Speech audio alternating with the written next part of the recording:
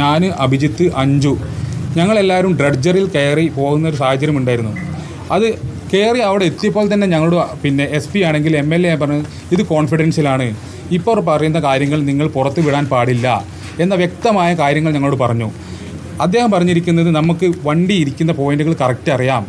ഈ പറഞ്ഞ ഇന്ദ്രപാലൻ സാർ പറഞ്ഞ CP2 എന്ന പോയിന്റിൽ ഈ വണ്ടിയുണ്ട്, അല്ലെങ്കിൽ അവിടെ തന്നെയാണ് ഇതിൻ്റെ ഏറ്റവും കൂടുതൽ സാധ്യത.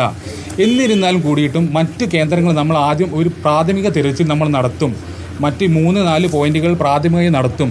വരും ദിവസങ്ങളിൽ ആ 3-4 പോയിന്റുകളിലേക്ക് നമ്മൾ ഒരു തിരച്ചിൽ നടത്തും. കാരണം എന്തെന്ന് വെച്ചാൽ ആ പോയിന്റ് നമുക്കുണ്ട്, അവിടെ കുറച്ച് ആഴം കൂടുതലുണ്ടായിരുന്നു. ഇപ്പോൾ അർജുൻ്റെ വണ്ടി കണ്ടെത്തിയ സ്ഥലത്ത് അപ്പോൾ അത് വൈകുന്നേരങ്ങളിൽ മാത്രമായിരുന്നു, അവിടെ വേലി ഇറക്ക സമയത്ത് മാത്രമായിരുന്നു അവിടെ ഒരു തിരച്ചിൽ സാധ്യമാകുക. അതുകൊണ്ട് തന്നെ അവിടുത്തെ എടുക്കാൻ സാധ്യമായ മണ്ണുകളെല്ലാം അവർ നീക്കി കഴിഞ്ഞിട്ടുണ്ടായിരുന്നു. എന്നിരുന്നാലും കൂടിയിട്ട് ആ മാർക്ക് ചെയ്ത പോയിന്റിലേക്ക് കേന്ദ്രീകരിച്ചുള്ള തിരച്ചിൽ അവർ തുടങ്ങും.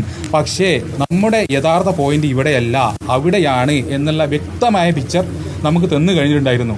പക്ഷേ ഇത് നമ്മൾക്ക് മാധ്യമങ്ങളോടോ മറ്റാളോടോ പറയാനുള്ള ഒരു വിലക്ക് അവിടെ നിന്നുണ്ടായിരുന്നു. കാരണം ഒരുപാട് വ്യത്യസ്ത നിലപാടുകൾ അന്നുണ്ടായിരുന്നു അവിടുത്തെ ഭരണകൂടമായാലും എല്ലാവരുമായിട്ട്. പക്ഷേ അതിനുശേഷം 3ാം ഘട്ട തിരച്ചിലിൽ പൂർണ്ണമായിട്ടും അവിടുത്തെ സംവിധാനങ്ങൾ ഉണർന്ന് പ്രവർത്തിക്കുന്ന ഒരു രീതിയാണ് നമ്മൾ കണ്ടത്. അപ്പോൾ അവരെ വിശ്വാസത്തിൽ എടുത്തുകൊണ്ട് മുന്നോട്ട് പോകുക എന്നല്ലാതെ മറ്റൊരു ഓപ്ഷൻ നമുക്കുണ്ടായിരുന്നില്ല. അവർ പറയുന്ന കാര്യത്തിൽ ഞങ്ങൾ യോജിച്ച് നിന്നു, ഞങ്ങൾ കുടുംബം ഒരുമിച്ച് യോജിച്ച് നടന്നു. ഈ കാര്യങ്ങൾ അവർ പറഞ്ഞത് ഇന്ന സ്ഥലത്ത് വണ്ടി ഉണ്ട്, ഇന്ന ഭാഗത്ത് ഉണ്ട്, എക്സാക്ട് പോയിന്റ് അല്ല പറഞ്ഞത്, ഇന്ന ഭാഗത്ത് വണ്ടി ഉണ്ട്, അവിടെ തന്നെയാണ് വണ്ടി, പക്ഷേ നിങ്ങൾ ഇതൊന്നും മാധ്യമങ്ങളോട് ഇപ്പോൾ പറയരുത്. ആ ഒരു കഴിഞ്ഞ പിറ്റേന്നാണ് ഈ ആക്ഷൻ കമ്മിറ്റിക്കാരും എല്ലാവരും വന്ന് ഞങ്ങൾക്ക് അവർക്ക് SP കൊടുക്കാൻ ലെറ്റർ, ഈ ഡ്രഡ്ജർ കൊണ്ട് കാര്യമില്ല, മറ്റൊരു സംഭവം കൊണ്ടുവരണം എന്നൊക്കെ പറഞ്ഞ് അവരുടേതായിട്ടുള്ള കാര്യങ്ങൾ അതായത് നമ്മളെ അടുത്ത് ഇന്റർഫിയർ ചെയ്തുകൊണ്ട് ഒരുപാട് കാര്യങ്ങൾ പറയുന്നു. നമുക്കൊന്നും ഒരിക്കലും ഉൾക്കൊള്ളാൻ പറ്റുന്നില്ല. നമുക്കറിയാം എത്രത്തോളം കാത്തിരുന്നിട്ടാണ് ഈ ഡ്രഡ്ജർ അവിടെ എത്തി. കാലാവസ്ഥ വെല്ലുവിളിയായിരുന്നു, ഒരുപാട് സാഹചര്യങ്ങളെ തരണം ചെയ്തുകൊണ്ടായിരുന്നു ആ ഡ്രഡ്ജർ അവിടെ എത്തിയത്. ആ ഡ്രഡ്ജർ എത്തുന്നതിൽ രാഘവേട്ടനാണെങ്കിലും AK ഇവർക്കെല്ലാം അറിയാം അതിൻ്റെ ത്യാഗം സഹിച്ചിട്ടാണ് അവിടെ എത്തിയത്. അപ്പോൾ ഇങ്ങനൊരു സംഭവത്തെ അവർ തകർക്കാൻ ശ്രമിക്കുക എനിക്ക് ഉറപ്പായിരുന്നു. അന്ന് ഡ്രഡ്ജറിൽ കയറ്റി വന്നപ്പം ഞങ്ങളോട് SP MLA പറഞ്ഞ കാര്യമുണ്ട്, നിങ്ങൾ മനാഫിനെതിരെ എനിക്ക് റിട്ടേൺ കംപ്ലയിൻറ്റ് തരൂ, അദ്ദേഹം ഇതിനെല്ലാം വഴി തിരിച്ചു വിടുന്നുണ്ട്, 5 മിനിറ്റ് കൊണ്ട് ഞങ്ങൾ അദ്ദേഹത്തെ ഇവിടെ തുരത്താം. പക്ഷേ ഞങ്ങളിത് ചെയ്തില്ല. അത് ചെയ്യല്ലേ ഞങ്ങളത് ചെയ്തില്ല. ഞങ്ങളിപ്പോൾ പറഞ്ഞ SP MLA രണ്ടുപേരും ഞങ്ങളോട് പറഞ്ഞ കാര്യമാണ്. പക്ഷേ നമ്മളതിന് കൂട്ടുനിന്നില്ല. കാരണം നമ്മളങ്ങനെ ഒരിക്കലും ചെയ്യില്ല.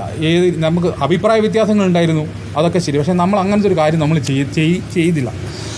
അങ്ങനെ ഈ ആക്ഷൻ കമ്മിറ്റിക്കാർ വരികയും ഈ രീതിയിലുള്ള നിങ്ങൾക്ക് തോന്നുന്നുണ്ടോ അവിടെ കിട്ടും, ഞങ്ങൾക്കെല്ലാം വ്യക്തമായ കാഴ്ചപ്പാടുണ്ട്. അതിന് പുറത്താണ് അവിടെ നിൽക്കുന്നതും എല്ലാ കാര്യങ്ങളും. എപ്പോൾ എങ്ങനെ കിട്ടും എന്നുള്ള എല്ലാ കാഴ്ചപ്പാട് കൂടിയിട്ടാണ് നമ്മൾ അവിടെ നിൽക്കുന്നത്. അപ്പോൾ അതിനിടയിലാണ് ഈ വക ഒരു കാര്യം ഒന്നും അറിയാത്ത ആൾക്കാർ ഇതിൽ വന്ന് ഇടപെടുകയും ഈ മനാഫ്കയ്ക്ക് അപ്പോൾ ആണെങ്കിൽ പോലും അവിടെ എന്താണ് അവർ ഉദ്ദേശിച്ചത്, മാൽപ്പയായിട്ടുള്ള അതെടുക്കുക, വീഡിയോ ഇടുക, അതിന് വ്യൂവേഴ്സ് കൂട്ടുക, ആ ഒരു കാര്യമാണ് അവരുദ്ദേശിച്ചത്. അപ്പം ഈ വ്യക്തമായുള്ള കാര്യങ്ങൾ ഞങ്ങൾ അവിടെ ധരിപ്പിച്ചു. അതിനുശേഷമാണ് മാധ്യമങ്ങളെല്ലാം ആ ഡ്രഡ്ജറിൽ കയറ്റിയത്. എല്ലാവർക്കും ഓർമ്മ ഉണ്ടെന്ന് കരുതുന്നു. അതിനുശേഷം എല്ലാ മാധ്യമങ്ങളിലെയും മറ്റാൾക്കാരെയും ആ ഡ്രഡ്ജറിൽ കയറ്റുകയുണ്ടായി. പക്ഷേ ഈ കാര്യം കോൺഫിഡൻഷ്യലായിരുന്നു. ഈ കാര്യം വളരെ കോൺഫിഡൻഷ്യലായ കാര്യമായിരുന്നു. അത് നമുക്കും ആരോടും പറയാനുള്ള പെർമിഷൻ ഉണ്ടായിരുന്നില്ല.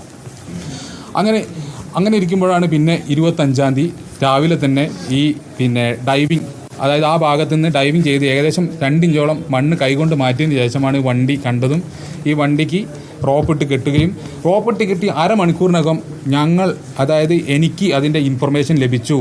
ഇത് അർജുൻ സഞ്ചരിച്ച വാഹനമാണ്, അതിനാണ് ഈ റോപ്പ് കെട്ടി വെച്ചിരിക്കുന്നതെന്നുള്ള ഇൻഫർമേഷൻ ഞങ്ങൾക്ക് കിട്ടി, ഔദ്യോഗികമായിട്ട് നമുക്ക് കിട്ടി. പക്ഷേ അപ്പോഴും നമുക്ക് ഇത് മാധ്യമങ്ങളോട് പറയാനുള്ള ഇതുണ്ടായിരുന്നില്ല. അന്ന് 2 മണിയാകുമ്പോഴേക്കാണ് ഈ വാഹനം ഉയർത്തുന്നതും പൊതുസമൂഹം ഇത് അർജുൻ്റെ വാഹനമാണ്, അതിൽ അർജുൻ ഉണ്ട് എന്നുള്ള വിവരവും അറിയുന്നത് അങ്ങനെയാണ്.